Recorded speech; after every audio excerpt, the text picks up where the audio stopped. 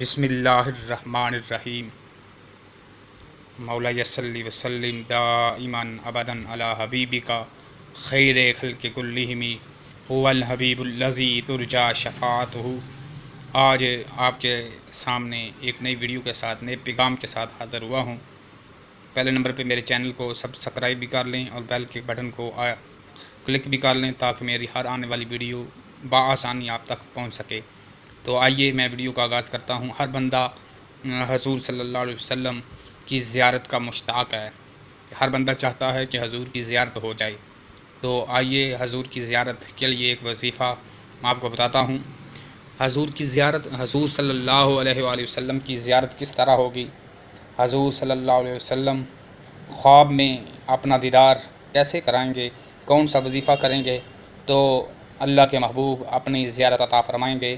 تو آئیے آپ کثرت کے ساتھ فرض نماز کے بعد، فرائض کے بعد کثرت سے آقا کی بارگاہ میں درود و سلام پڑھیں اور ساتھ ایک وظیفہ بھی کوٹ کریں کہ جمعرات کی رات کو 2 نفل زیارت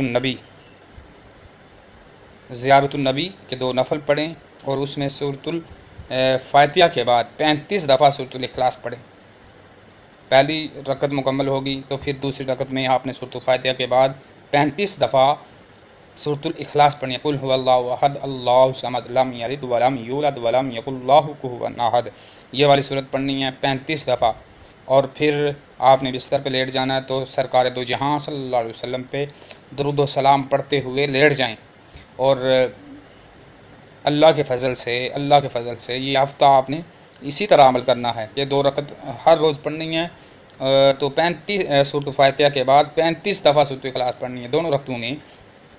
ایک رکعت میں 35 دفعہ، پھر 35 دفعہ دوسری رکعت میں پڑھنی ہے۔